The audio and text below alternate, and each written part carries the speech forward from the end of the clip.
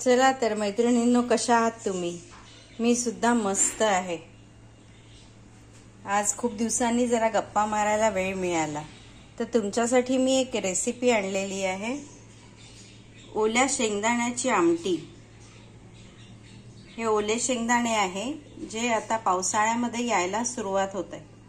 आता सुरुवात झालेली आहे, तर हे शेंगदाणे आणलेले आहेत मी आणि त्याचे दाणे काढून घेतले आणि भाजून घेतलेले आहेत। हे पुन्हा एक वेळा सांगते, हे ओले शेंगदाणे भाजून घेतलेले आहेत। शिवाय ह्याला लागण्यासाठी 3 मिरच्या, 7-8 लसूण पाकळ्या, 1 इंच तुकडा अद्रकचा आणि 2 गोडलिंबाची पाने। हे असं थोडंसं वाटून घेतलेलं आहे, खूप फाईन चॉप केलेलं नाही।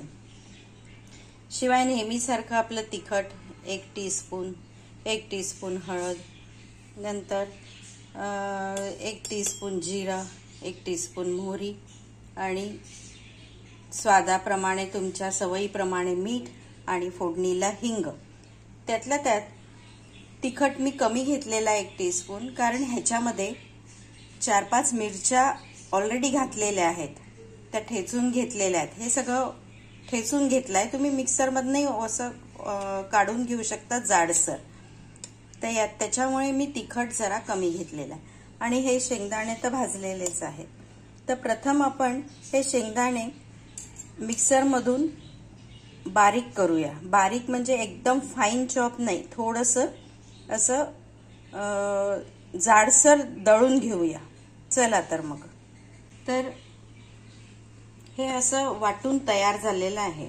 अर्धी वाटी शेंगदाणे होतं, त्याचा वाटून थोडं पाणी घालून मी गर असा वाटून घेतलेला आहे।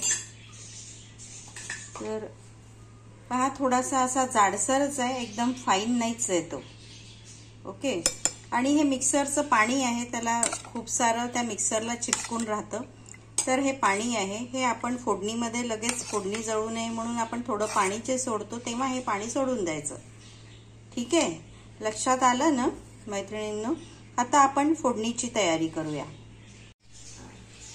तर चला बघूया आपण फोडणी ह्याची। तर मी फोडणी करताना थोडा कांदा हा बारीक कापून घेतलेला आहे आणि थोडा टोमॅटो पण बारीक कापून घेतलेला आहे। ज्यांना चातुर्मासात कांदा वगैरे चालत नाही किंवा पावसाळ्यात जे लोक कांदा खात नाही त्यांनी कांदा नाही टाकला तरी चालतो, टोमॅटो नाही टाकला तरी चालतो। हे काही इसेन्शियल असं नाही आहे याच्यामध्ये, साधी फोडणी सुद्धा याला तुम्ही घालू शकता। तर आता आपण पहिल्यांदा ह्याच्यामध्ये 3 मोठे चमचे भाजीचे आपण तेल घालूया याच्यामध्ये। 1 2 3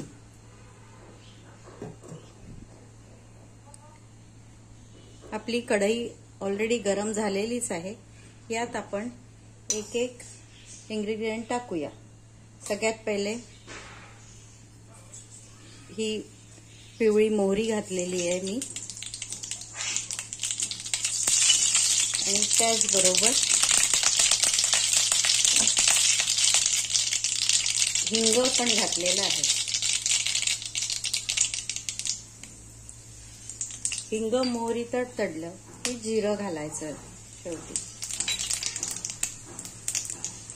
जिरं तडतडून झालं की बारीक चिरलेला कांदा घातला।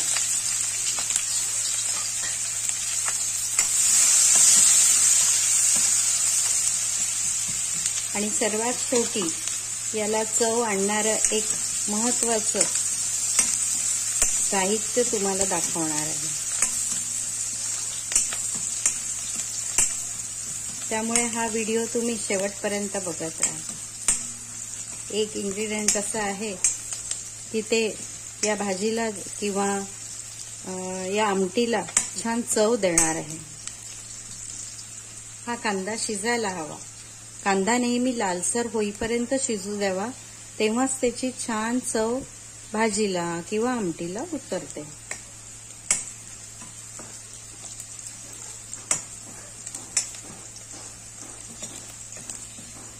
तुम्ही माझे व्हिडिओ बघत असता, त्यामुळे तुमचे मी खूप आभारी आहे. तुम्हाला खूप खूप धन्यवाद. तुम्ही कशा आहात जरा कमेंट कळवत जा. तुम्ही काय केलं, पाहून केलत का, कसं वाटलं तुम्हाला, बोलावं तरी जरा. ठीक आहे, आता आपला कांदा भाजून किंवा शिजून तयार आहे. त्यात मी ही हळद घातलेली आहे. कांद्यासोबत हळद जर लवकर घातली की पण कांदा लवकर शिजतो आणि ट्रान्सपरंट होतो. ही एक महत्वाची टीप आहे. त्यात हे आपण जे वाटण केलेलं होतं ते वाटण घातलेलं आहे. ते आपल्याला छान शिजू द्यायचं आहे, जेणेकरून त्याचा फ्लेवर याच्यामध्ये उतरेल.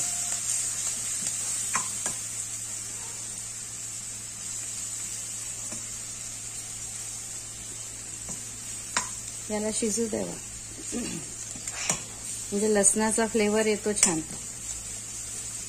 नाही तर लसूण कच्चवट वाटतं भाजीमध्ये.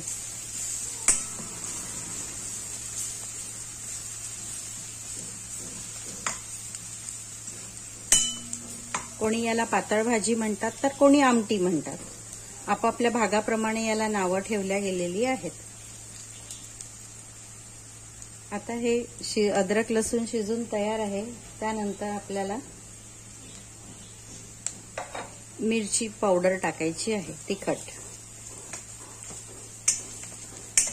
या वस्तू जरी मी प्रमाणात दाखवल्या तरी तुमच्या सवयीप्रमाणे, घरी खाणाऱ्या लोकांच्या आवडीप्रमाणेच टाकाव्यात.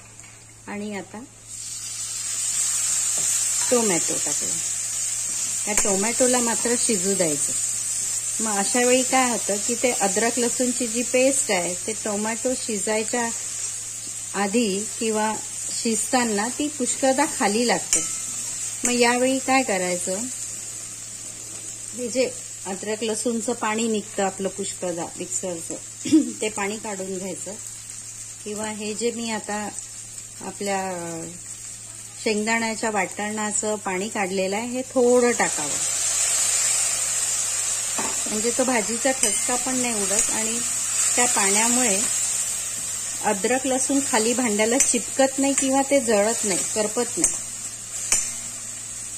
आता हे छान टोमॅटो याच्यामध्ये याला शिजू द्यावा. आता निश्चिंत पाणी घातल्यामुळे आता ते चिपकणार नाही भांड्याला.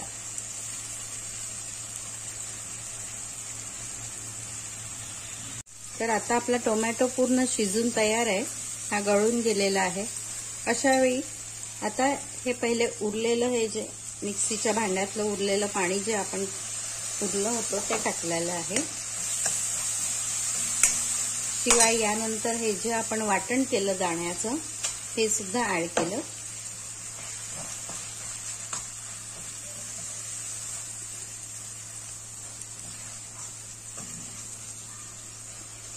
हे छान फोडणीत मिक्स करायचं. हे स्लो टू मीडियम याच्यातच मिक्स करायचं, कारण जाळ जर जास्त राहील, हाय फ्लेमवर गॅस राहील तर एखाद्या वेळेला पटकन तो लागू शकतो. स्लो टू मीडियमवर करायचं. बाकी फोडणी पूर्ण हायवर केली तरीही चालते. आता हे छान मिक्स झालेलं आहे. त्याला 2 मिनिटं असंच फोडणीत होऊ द्यावं, थोडंसं हलवत राहावं, कारण ते लागायला नको भांड्याला. कारण त्या फोडणीचे फ्लेवर पूर्ण त्या आपल्या शेंगदाण्याच्या वाटणामध्ये आले पाहिजे, उतरले पाहिजे.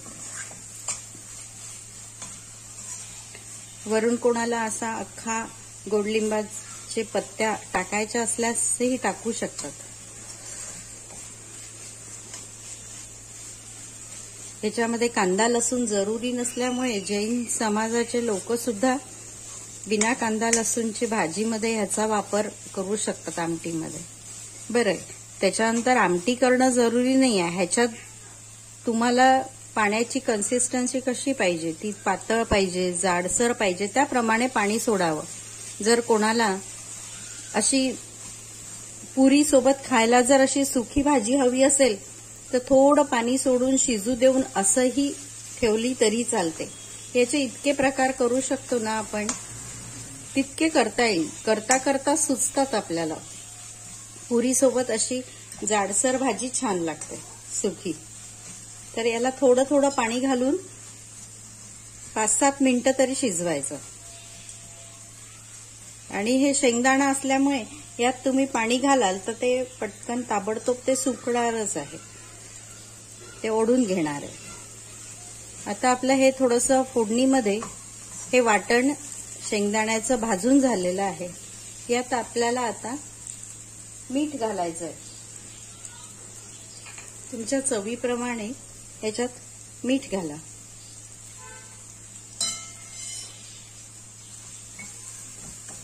आणि जे मी म्हटले की एक शेवटचा पदार्थ आहे तो घातल्यावर याला अतिशय छान चव येते, तर तो म्हणजे हे आमसूल. किती सुंदर आमसूल आहे बघा. याचा कलर आणि किती स्वच्छ. हे रत्नागिरीचं आमसूल आहे. आमच्या नागपूरमध्ये तर असं आमसूल आम्हाला कुठे मिळतच नाही. माझ्या मुलीच्या सासूबाईंनी हे माझ्यासाठी पाठवलेलं आहे. इतकं सुंदर आमसूल हे रत्नागिरीलाच मिळू शकतं.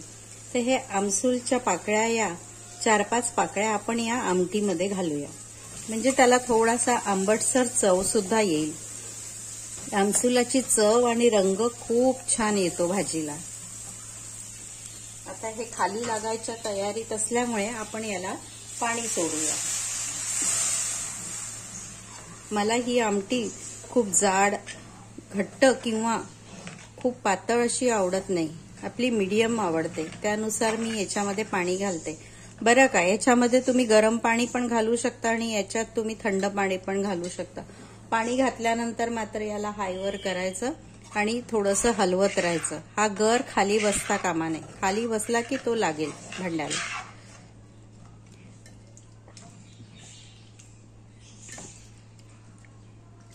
मी एवढं 1 ग्लास पाणी घातलेलं आहे याच्यामध्ये.